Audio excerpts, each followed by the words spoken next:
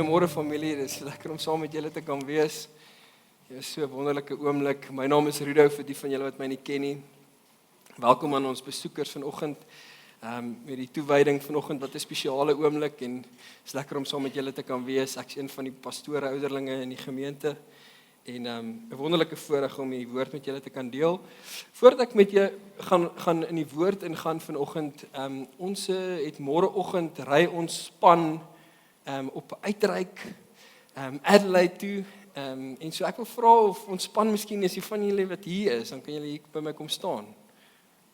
Ja, soos van 3 families gaan ry môreoggend met so 7 studente, so is amper 23 mense. So is lekker baie mense. Ons wil sommer net hulle net vanoggend uitstuur. Elries en Pieter, David, Anay, Johan en Rihanna. En dan is daar 'n klomp studente in die aand wat ook gaan. So dis lekker, baie sterkte. En mag die Here saam met julle gaan. Ons great getuienis. Ek moet net sommer dankie sê vir die van julle wat die uitreik ondersteun het. Ons het, ek dink, alles. Ons het al die studente is voorbetaal, R15,000 gereis. Die boorgat is betaal. Dis regtig wonderlik. So daar's great getuienisse. Johan het 'n klomp getuienisse, maar ek dink as hulle terugkom, dan gaan ons lekker getuienisse deel van wat gebeur het. So kom, steek julle hande uit na hulle toe en dan stuur ons hulle uit, soos hulle op hierdie uitreik gaan. Ja, Here, dankie dat ons vanoggend hierdie span kan kom seën, Here, as 'n gemeente. Ons bid, Here, dat U beskerming oor hulle sal plaas. En soos hulle ook môreoggend in die pad val, Here, en Oos-Kaap toe ry, mag U hulle beskerm, Here, oor elke voertuig wat gaan ry, elke persoon wat gaan, elke kind, elke ouer, elke student. Mag U hand oor hulle hou. Ons bid, Here, dat U hulle harte sal oopmaak, Here, in hierdie volgende week, Here, vir dit wat U wil kom doen, nie net in die mense van Adelaide nie, maar in hulle eie lewens, Vader. Mag U in hulle lewens kom spreek, Here. Mag U iets kom oopbreek, Here, en oopwys, Here, vir elke kind wat gaan, Here, en Here, mag hierdie 'n veranderlike ervaring wees vir elke persoon, Here. Dankie vir David wat die mission lei, die uitreik lei. Mag U hom seën en beskerm, vir hom goeie wysheid en insig te gee. En Here, dankie, Here, dat ons hulle kan seën vanoggend en uitstuur in die naam van Jesus Christus. In Jesus naam, amen. Dankie julle. Geniet dit, hoor. Nou goed, ons maak vanoggend ons spreekreeks oor identiteit klaar. As jy saam met ons was die laaste 2 weke, het ons gepraat oor wat is 'n tradisionele identiteit. Julle sal onthou, hier was 'n tradisionele identiteit, en dit is die rooi bakstene wat so half bietjie uitbeeld ons tradisionele identiteit. Dit is wat die gemeenskap vir jou gee. Jy is gebore in 'n familie om 'n boer te wees, en so jy gaan 'n boer wees. Jy is gebore Afrikaans, en so jy's 'n Afrikaner. Dit het so bietjie met jou kultuur te doen. Dit is die persone wat van buite af vir jou sê wie jy is, die gemeenskap wat vir jou sê wie jy is. En dan het ons die moderne identiteit waar jy op 'n stadium besluit, maar hierdie is wie ek wil wees. Jy kry 'n graad, jy begin geld verdien. En dit sê dan ek kies wie ek wil wees. En so jy het 'n tradisionele identiteit en jy het 'n moderne identiteit, en baie keer dra ons aan hierdie identiteite en dit weeg so swaar. Want daar is nie 'n ware identiteit in ons lewe om ons te grond nie. En die ware identiteit kom en vernietig nie een van daai identiteite nie. Dit gee dit definisie. En daarom vanoggend sluit ons hierdie reeks af waar Gideon het laasweek gepraat oor die ware identiteit, 'n identiteit wat geanker en gewortel is in Christus. En vandag gaan ons praat oor hoe groei hierdie identiteit dan nou in Christus. En so ek gaan nie aangaan met wat Gideon gepraat het laasweek nie, maar hoe groei hierdie identiteit nou? En so julle is welkom om julle Bybels oop te maak in Efesiërs 4. Gaan ons vanaf lees vers 17. Efesiërs 4 vers 17. En so wanneer ons hierdie skrifgedeelte lees, wil ek hê jy moet die volgende in gedagte hou. Hou dit in gedagte. Dat toe Paulus hierdie gedeelte geskryf het, was hy in die tronk gewees. Dis een van die van die tronkbriewe. Hy het 'n paar briewe in die tronk geskryf. En teen hierdie tyd was Paulus amper 60 jaar oud. So hy is al 'n bietjie ouer in jare, né Pieter? Check dit mooi. OK.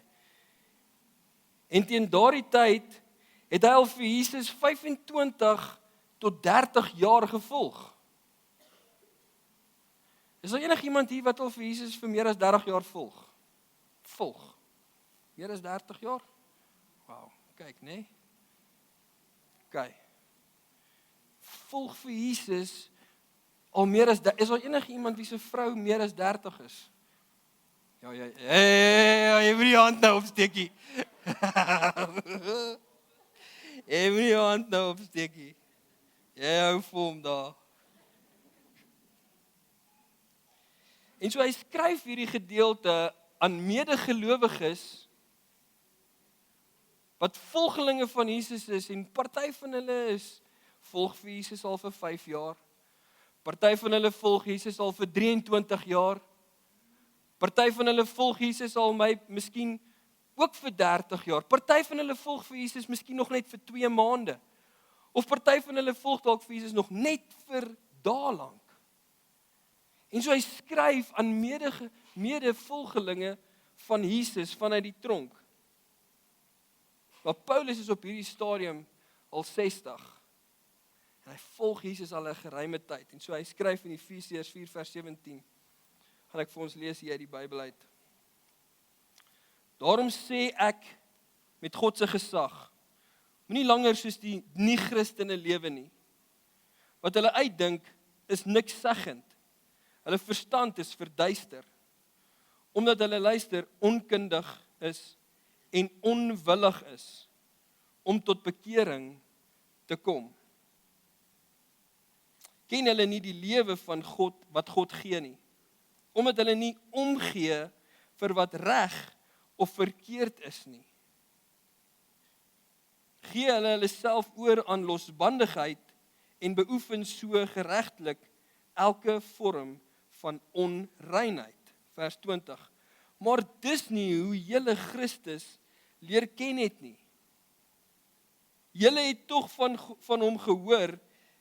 Julle het tog aangaande hom onderrig ontvang. So julle het van hom gehoor en julle het onderrig van hom ontvang, volgens die waarheid wat daar by Jesus is. Julle het tog in julle eenheidsband met Jesus die waarheid geleer, naamlik dat julle, wat julle vroeër leefstyl betref, die ou sondige mens soos vuil klere moet uittrek. Bedrieglike begeertes, laat hierdie mens te gronde gaan. Julle moet op 'n nuwe, geestelike manier leer dink. En dan vers 24. Ja, trek die nuwe mens soos skoonklere aan, die mens wat na God se beeld geskape is. Iemand wat werklik reg lewe voor God en werklik aan hom toegewy is. Vader, baie dankie vir die woord en dat ons tot vandag toe die woord kan lees en leer. En mag dit elkeen van ons harte vanoggend kom spreek en openbaar die areas, Here, waar ons nog steeds nodig het om te groei in wie U ons gemaak het om te wees. En ons bid dit in Jesus naam. Amen. En so hy sê in hierdie gedeelte, trek die ou mens uit en trek die nuwe mens aan. Wat geskep is om soos God te wees in ware geregtigheid en heiligheid. Of wat werklik aan God toegewy is. Wat werklik aan God toegewy is. Dit is die sleutelvers vanoggend, is om die ou mens uit te trek en om die nuwe mens aan te trek. So die titel vanoggend is so, hoe groei ons in hierdie ware identiteit? Hoe doen ons hierdie? As ons na hierdie vers kyk, hoe doen ons dit? Hoe groei ons om aan te hou, om die ou mens uit te trek, die ou goeters agter te los en aan te trek wie God ons gemaak het om te wees. Ons het nou ons identiteit na Christus toe gebring. Daar is dit. Ons los ons ou lewe daar, maar nou moet ons 'n nuwe lewe aantrek, ons nuwe mens aantrek. Hoe doen ons dit? Al Paulus wys voortdurend daarop in sy briewe dat 'n ware identiteit in Christus is nie net 'n eenmalige skuif nie. Dis nie net 'n daar gebeur dit nou, jy daar kom neersit, daar gaan jy en daar jy het hom nou. Waar het jy nou jou ware identiteit? Jy weet nou presies wie jy is, wat om te doen en hoe om hierdie lewe te lewe. Nee, hy sê dit is 'n aanhoudende vormingsproses. En elkeen wat al vir Jesus meer as 30 jaar volg, kan ek glo, kan spreek hiervan dat om Jesus te volg is 'n aanhoudende vormingsproses. Is ek reg? Want 'n ware identiteit in Christus groei. En dis waar ons praat, is hoe groei dit? En so om te verstaan wat Paulus geskryf het, toe hy hierdie gedeelte geskryf het, toe hy 60 was, wil ek graag hê ons moet 'n bietjie teruggaan, na toe hy 30 was, toe hy 30 jaar oud was. Is daar enigiemand hier wat 30 is? Ek was 'n paar 30's, alright. Wonderlik, my vrou's 23. Dis die regte antwoord. Okay, so ons gaan terug toe Paulus so om en by 30 jaar oud was. En hierso is kortliks wie Paulus was toe hy 30 was. Hy was 'n Jood gebore, so hy was 'n Jood gewees. Ons sien dit in Filippense 3 vers 5. Hy was ook op daardie stadium nog steeds 'n Romeinse burger, want hy is gebore as 'n Romeinse burger ook. Ons lees dit in Handelinge 22:28. Hy het gestudeer onder die Rabbi Gamaliel en hy was vreeslik slim geweest. Ons sien dit in Handelinge 22 vers 3. Hy was op daardie stadium toe nou 'n Fariseer geweest en 'n skrifgeleerde het hy geword. In Filippense 3 vers 5 sien ons dit. En hy het 'n vervolger van die kerk geword. So as jy nou praat van sy tradisionele identiteit en sy moderne identiteit, hy was 'n Jood gewees, hy was 'n Romein gewees, hy het gestudeer, hy was baie slim gewees, hy het nie net 'n graad gehad in skriflesing en gebed. Ek weet nie, kry my so iets. Want hy was 'n skrifgeleerde. En hy was 'n vervolger van die kerk. Dit is wie hy was teen die tyd wat hy 30 jaar oud was. Party sou sê, as jy na Paulus gekyk het in daardie tyd, sou sê hy is suksesvol. Hy is slim. Party sou na hom kyk en sê, hy is 'n leier. Hy is 'n leier met 'n titel. Priester Saulus. Fariseer. Slim. Suksesvol. 'n blink toekoms, want hy's nog net 30 jaar oud, het voor Paulus gelê. 'n blink toekoms. Paulus se lewe was op daardie stadium gedefinieer deur tradisies en sy prestasies. Godsdienstige trots. As jy gaan kyk het na wie hy was. Maar toe verander alles, reg? In Handelinge 9, toe verander alles. Want toe val die lig. Handelinge 9 vers 3 tot 5 sien ons dat daar skyn toe skielik 'n lig uit die hemel en dit verblind hom. En hy hoor 'n stem uit die hemel wat vir hom sê, Saulus, op daai stadium is sy naam Saulus, en dit sê, Saulus, Saulus, waarom vervolg jy my? En luister mooi, Jesus sê nie, waarom vervolg jy my volgelinge nie?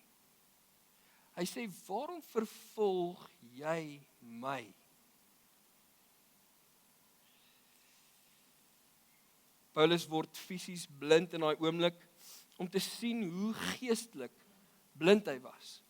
Hy is besig om die God van wie hy geleer het te vervolg.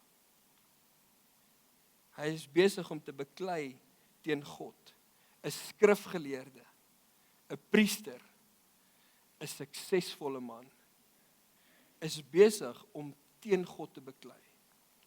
En in daardie oomblik, waar hierdie lig op hom skyn en sy oë verblind word Paulus 'n nuwe skepping. Ons sien dit in Paulus skryf later daarvan in 2 Korintiërs 5 vers 17. Hy sê iemand wat aan Christus verbind is 'n nuwe skepping. Die ou dinge is verby, kyk, die nuwe is hier. Hy word 'n volgeling van Christus, van vervolging na volgeling toe. Paulus het nie net 'n vriendelike weergawe van Saulus geword in daai oomblik nie. God maak nie iemand blind, skyn 'n lig op hom en hy maak hom dan net 'n bietjie meer vriendeliker nie. Besluit hy gaan nou net nie meer mense doodmaak nie. Nee, in daai oomblik het alles van Paulus verander. Sy naam het verander. Sy menswees het verander, sy roeping het verander, wat hy besig was om te doen, het hy heeltemal verander en hy het heeltemal iets anders geword. Sy roeping het verander, sy identiteit is gefestig in Christus. En so wat vat ons hier uit? Die vorming van 'n ware identiteit in Christus begin altyd by Jesus. Dit begin altyd vir ons om te kan, soos ons die laaste 2 weke gedoen het, om te kan identifiseer, wat is die goed waarin ek so swaar dra, en om dit na Jesus toe te kan vat, en dit by hom neer te kan sit, en saam met hom te kan verander. 'n Ware identiteit in Christus begin altyd by Jesus. Nie met selfverbetering nie, ek gaan op my eie in 'n berg gaan klim en myself gaan soek. Begin by Jesus. Of prestasies, of miskien nog 'n nuwe titel, of 'n nuwe graad, of 'n beter werk. Die afsterwe van die ou mens, as ons Efesiërs hier in vers 22 in Efesiërs lees, en 'n lewe in die nuwe mens. Dit is waar dit begin. Die afsterwe van die ou mens en die nuwe mens begin dan. Maar dis nou net die begin, hè? Nou het ons net begin. Nou het Paulus 'n ware identiteit in Christus, en hierdie identiteit groei nou oor dekades. Alles het nie net nou verander en nou is hy sharp. Nou weet hy wat om te doen presies nie. Nee, dit moet nou groei. En so hoe groei dit? Hy het nou hier by Christus aangekom. Hy is steeds 'n Jood. Hy is steeds 'n Romein. Hy kan steeds al hierdie tale praat. Hy is steeds 'n skrifgeleerde. Hy's net nie meer 'n vervolger nie. Hy's nou 'n volgeling. En God kom nie en vernietig al daai identiteite van Paulus nie, maar hy gee dit definisie. En hy help hom in dit te groei. Hoe help hy hom? Die eerste een, 'n ware identiteit groei deur gebed en in God se woord. Direk na sy ontmoeting met Jesus word Paulus in gebed gevind. Het julle gesien? Handelinge 9 vers 11. Want alles wat hy kan doen, van alles wat hy kon doen, as jy nou dink, hier sit hy het skille op sy oë, boys. Van alles wat hy in daai oomblik kon doen, sit hy en hy bid. En hulle vind hom in gebed. Hy kies om te bid. Hy het nie net sy denke in daai oomblik aangepas nie. Dit is waar sy verhouding met God begin het. Hy het begin om 'n verhouding met God te bou.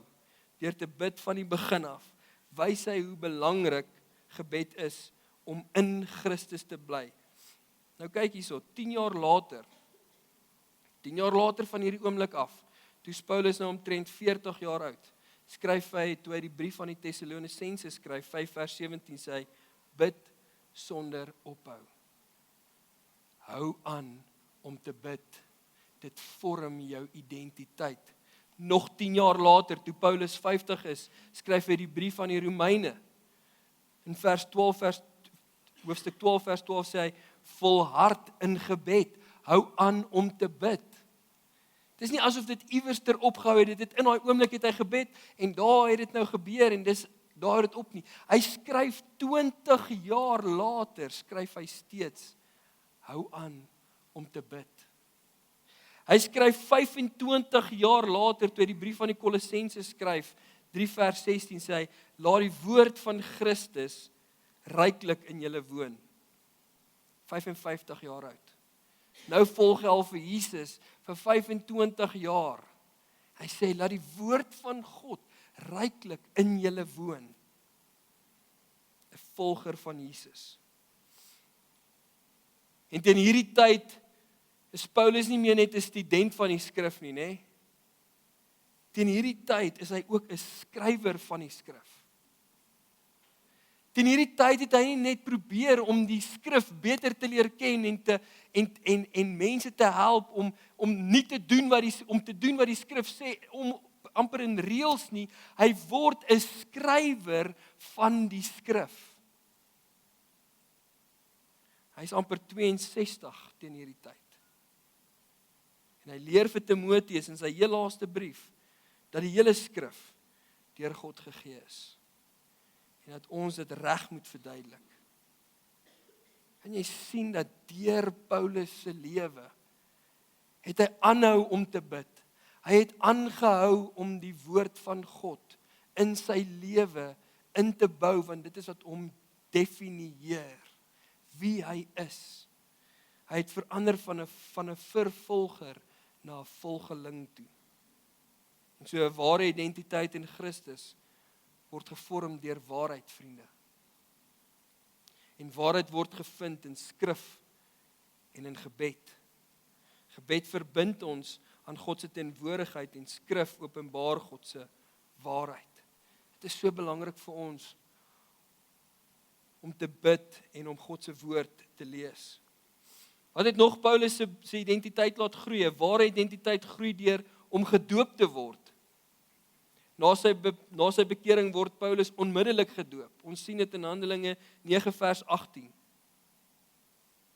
Dit was sy openbare belydenis dat hy nou sy ou lewe verby is.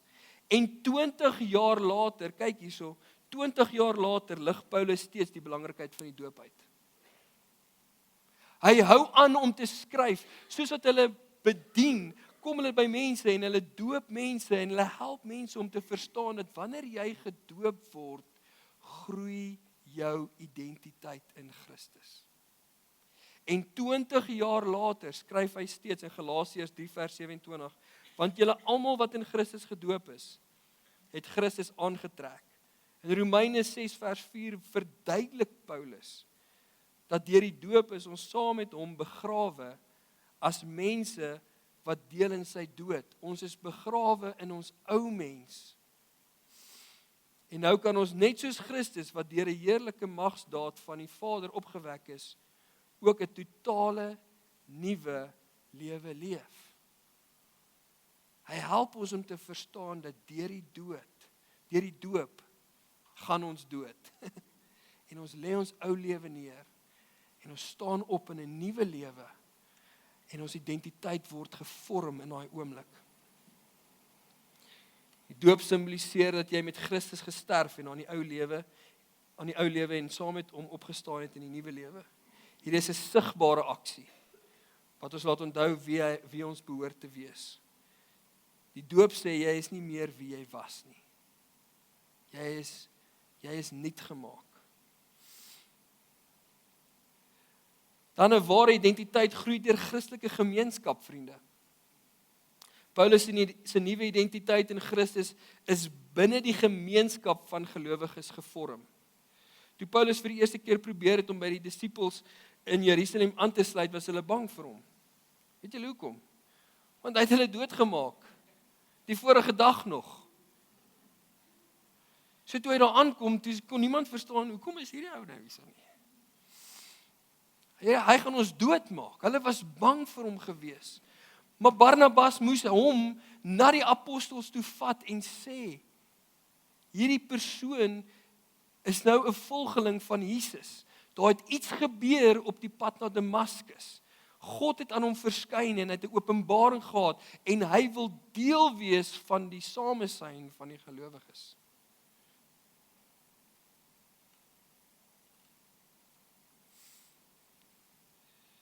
Paulus het homself nie afgedwing in daai oomblik nie. Hy is ontvang en bevestig deur die kerk. Hulle het hom ontvang en hy is bevestig in daai oomblik. En dit was die begin van Paulus se leerproses, om saam met ander te stap en nie net saam met Jesus nie. Hy kon besluit het om in daai oomblik, Jesus het aan my geskyn, ek gaan my eie ding doen en hy is daar weg op sy eie saam met Jesus. Nee, hy het besluit om saam met die gelowiges te stap. Dit was 'n lang proses. Party sê dit was tot 'n 3 jaar proses wat Paulus in sekere areas gebly het om te kan leer, om sy lewe te kan verander binne die gemeenskap van gelowiges. Ons sien in Handelinge 13 vers 1 tot 3 dat Paulus se vroeë bediening het ontwikkel in Antiochië. Een van die mees lewendige en geesvervulde kerke in daardie tyd. 'n Diverse en 'n biddende gemeenskap wel. En dit is waar Paulus geestelik gegroei het en hy het saam met Barnabas uitgestuur is op sendingreise. Binne die gemeenskap van gelowiges. Dit is 'n vormende omgewing, 'n plek waar Paulus geslyp is, waar hy opgelei is en waar hy vertrou is met mense. Kan julle dit sien? Hy het nie net openbaring ontvang nie, hy het leierskap gedeel en sy roeping saam met ander uitgeleef. En as ons kyk na hoe Paulus skryf deur sy briewe, dan verwys hy na die belangrikheid van die gemeenskap van gelowiges meer as 30 keer deur sy briewe vir meer as 30 jaar. So oor die 30 jaar wat hy hierdie briewe geskryf het, het hy meer as 30 keer verwys na die belangrikheid van die gemeenskap van gelowigheid, eenheid in gees, liefde en diens aan mekaar, verantwoording, 'n gesamentlike roeping en missie, vrygewigheid, verdraagsaamheid en meelewe. En hy weef hierdie temas deur elke brief wat hy geskryf het. Ekskuus. Christelike gemeenskap is nie net 'n plek om te behoort nie, vriende. Dit is 'n plek om gevorm te word. Dit is lekker om hier saam te wees. Dit is ook maklik om in te kom en weer uit te gaan. En niemand weet eers wie jy is nie. Niemand weet wat jy sê of wat jy doen nie. Niemand ken jou nie. Weet wat jou naam is nie. Weet wat jou tekortkominge is of waaraan jy goed is nie. Dit is goed vir die gemeenskap om gelowiges om mekaar te kan ken en te kan weet wat is jou tekortkominge. Wat is die areas waar jy kan in groei of in verbeter? Dit is belangrik vir ons om saam te kom en dit nie af te skeep aanbiddingsdienste, life groups, ons leefgroepe en uitreike in hierdie oomblik. Hierdie 3 families gaan nou saam op 'n uitreik. Hulle gaan lekker geskaap word. En elke liewe persoon wat op hierdie uitreik gaan. En is goed vir ons. Dis hoe ons identiteit in Christus groei. Ons ware identiteit in Christus word getoets in die gemeenskap. Wanneer ons verskille hanteer en in nederigheid leer. Wanneer jy vir iemand wat naby jou is kan vra, hoor hierso. Loop mense op eierdoppe rondom my? Kan iemand input in my lewe vir my gee? Of raak ek so offended? Wat is dit in Afrikaans? Aanstoot. Neem ek so maklik aanstoot dat niemand kan niks vir my sê nie. So niemand weet regtig wat in jou lewe aangaan nie. So belangrik, vriende. En ons ware identiteit in Christus word gekoester deur liefde, diens en bemoediging in 'n gemeenskap. Dit word bevestig wanneer ander gawes en roepings raak sien. Wanneer jy kan sien iemand het die gawe van om te kan profeteer of om te kan praat, om te kan spreek, om te kan sing. In hierdie gemeenskap roep ons mekaar se gawes en talente uit. En ons versterk mekaar deur aanbidding, lering en sending. Ons kan nie volkome die nuwe mens aantrek buite gemeenskap nie, dis onmoontlik. Jy kan probeer. Maar God het ons in die gemeenskap van gelowiges geplaas vir 'n rede. Sodat ons identiteit in hom gevestig en gevorm kan word. Ons het ander nodig om ons te kan herinner wie ons is in Christus wanneer ons dit vergeet soms. En 'n laaste een, 'n ware identiteit. Ek hou mee die meeste van hierdie een. 'n Ware identiteit groei deur aanbidding en om waarheid te kan sing. Om waarheid te sing, nie te luister nie, te sing. Aanbidding vorm ons identiteit, vriende. In Handelinge 16 vers 25 lees ons: teen middernag was Paulus en Silas besig om te bid en tot lof van God te sing. En in daai oomblik het God hulle gered uit die tronk uit. Selfs in die tronk het Paulus en Silas gesing. Aanbidding anker ons in waarheid. 25 jaar na volgelinge, as 'n volgeling van Jesus, skryf Paulus in Efesiërs 5 vers 18 en hy moedig die gemeentes aan om vir mekaar te sing. Was 'n ou Afrikaanse liedjie gewees in die gemeente waar ek groot geword het, waar as hulle hom begin sing en begin die mense mekaar te groet. Daai julle daai liedjie, om Gerard? Ja, mooi liedjie. As jy hom begin sing en begin jy sing en dan begin die mense soms so spontaan aan mekaar toe te draai en soos hulle sing en groet hulle mekaar. Dit was wonderlik geweest. Dit is wonderlik om saam te kan kom en te kan sing oor mekaar se lewens. Kolossense 3 vers 16 sê, laat die woord van Christus ryklik in julle woon, sing met dankbaarheid. Sing waarhede en nie net emosies nie. Kom ons sing na God toe. Kom ons aanbid God vir wie hy is. Nie vir wie ons wil hy moet wees en vir wat hy vir ons kan doen nie. Kom ons sing waarhede en nie net ons emosies nie, vriende. Kom ons luister nie net hoe ander sing nie. Kom ons sing. Dit is maklik om te luister. Maar wanneer jy sing, gebeur daar iets in jou identiteit. Dit word gevorm. Ek sit gewoonlik hierso. En gewoonlik sit Christo hier agter my. En Toby sit gewoonlik daar. En so ek het 2 koormeesters hier agter my wat oor my sing elke Sondag. En so hulle lei my gewoonlik. Gewoonlik is dit nie die ou hier voor wat my lei nie. Ek word gelei hier van agter af deur Toby en Christo. En ek het al na Christo toe gegaan en vir hom gesê, Christo, ek voel so geseënd om iemand soos oom agter my te kan hê. Ek voel beskermd in die gees. Want oom, dit voel of oom oor my sing. Ek hoor letterlik hoe oom Christo oor my sing elke Sondag. En oom Toby oor my sing. Hulle sing so hard. En ons sing. En voel hoe ander mense ons identiteit vorm. Laat aanbidding jou identiteit vorm in waarheid en genade. Ja, sing persoonlik in jou eie binnekamer, maar kom ons sing ook saam met ander gelowiges. En ons aanbid God, want in aanbidding, wanneer ons God aanbid, dan gebeur daar iets in ons identiteit. Dit word gevorm. En so 30 jaar nadat Paulus 'n volgeling van Christus geword het, skryf hy, die ou sondige mens moet julle soos vuil klere uittrek. En trek die nuwe mens soos skoon klere aan. Die mens wat na God se beeld geskape is. Dis mooi temas om in God se beeld geskape te wees. Ons is aangeneem in sy familie. Ons is geroep deur Christus. Ons is disippels van hom. Dis mooi temas in Christus. Maar hoe doen ons dit? Om werklik aan hom toegewy te wees. Hoe wy ons onsself aan God toe? Hoe hou ons aan om ons ou klere uit te trek en ons skoon klere aan te trek? Hoe groei ons 'n ware identiteit in Christus? Deur gebed en in God se woord. Ons sien derentyd hoe Paulus dit gedoen het. Heg jy steeds ware aan gebed en God se woord om jou identiteit te vorm, vriende. Dit groei deur gedoop te word. Is jy gedoop?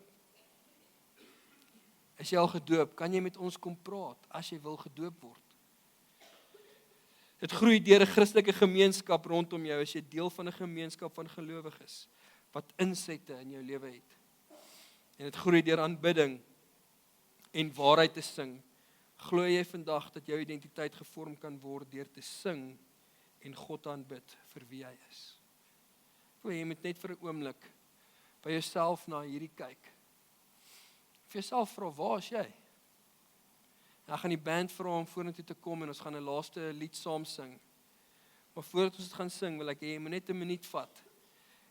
En net vir jouself vra, waar is jy?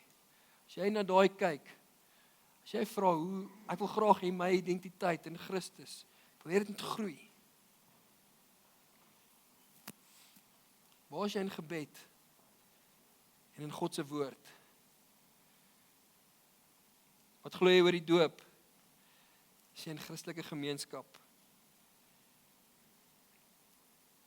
Glo jy dat jou identiteit deur aanbidding en deur te sing gevorm kan word?